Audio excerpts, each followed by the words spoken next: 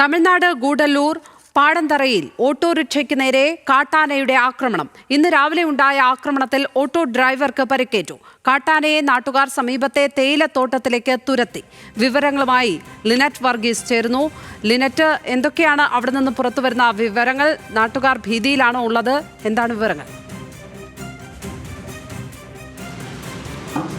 തീർച്ചയായും ഇത്തരത്തിൽ നാട്ടുകാർ ഏറെ ആശങ്കയിലാണ് കഴിയുന്നത്. കാരണം തുടർച്ചയായ കാട്ടാനാക്രമണങ്ങളൊക്കെ തന്നെ ഉണ്ടാകുന്ന സാഹചര്യത്തിൽ ആളുകൾക്ക് പുറത്തുകൂടെ വഴി നടക്കാനോ വണ്ടിയിൽ യാത്ര ചെയ്യാനോ പറ്റാത്ത സാഹചര്യമാണെന്നാണ് അവിടുത്തെ നാട്ടുകാർ പറയുന്നത്. വലിയ രീതിയിലുള്ള പ്രതിഷേധത്തിനാണ് അവരെല്ലാവരും തുടക്കം കുറിച്ചിരിക്കുന്നത്. ഇന്ന് വൈകുന്നേരം 5 മണിയോടുകൂടി പ്രദേശത്ത് വലിയ രീതിയിലുള്ള ഒരു പ്രതിഷേധം നടത്തുമെന്നാണ് നാട്ടുകാരുടെ ഭാഗത്തു നിന്ന് അറിയുന്നത്.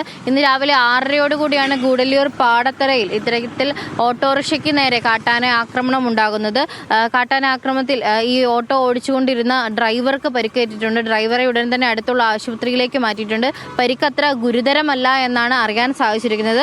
മദ്രസ കഴിഞ്ഞ വിദ്യാർത്ഥികളെ തിരിച്ച് വീട്ടിൽ വിട്ടതിന് ശേഷം വരുന്ന ഓട്ടോയ്ക്കാണ് ഇത്തരത്തിൽ കാട്ടാന ആക്രമണം ഉണ്ടായിരിക്കുന്നത്. വലിയ ഒരു അപകടത്തിൽ നിന്ന് കൂടിയാണ് രക്ഷപ്പെട്ടത് എന്ന് നമുക്ക് എടുത്തു പറയാൻ സാധിക്കും. കാരണം സാധാരണ രീതിയിൽ ഈ ഓട്ടോയിൽ വിദ്യാർത്ഥികൾ ഉണ്ടാകാറുള്ളതാണ്.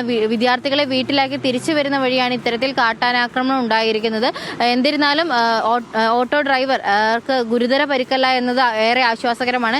എന്നിരുന്നാലും ഭീതി ഒഴിയുന്നില്ല. അതുകൊണ്ട് തന്നെ ഇന്ന് വൈകുന്നേരം വലിയ രീതിയിലുള്ള പ്രതിഷേധമാണ് നാട്ടുകാരുടെ ഭാഗത്തു നിന്ന് ഒരുക്കിയിരിക്കുന്നത്. അതോടൊപ്പം എടുത്തു പറയേണ്ടത്, സ്ഥിരമായി ഇത്തരത്തിലുള്ള കാട്ടാന ആക്രമണങ്ങൾ അവിടെ പതിവാകുന്ന ഒരു രീതിയാണ്. അതുകൊണ്ട് തന്നെ വനപാലകർ ഒക്കെ തന്നെ പെട്രോളിംഗ് അടക്കം ശക്തമാണെങ്കിൽ പോലും കാട്ടാനാക്രമണങ്ങൾ വീണ്ടും ഉണ്ടാകുന്ന ഒരു സാഹചര്യമാണ്. ഇതിൽ എത്രയും വേഗത്തിൽ നടപടി വേണമെന്നാണ് നാട്ടുകാരുടെ ആവശ്യം. ലക്ഷ്മി പത്മ.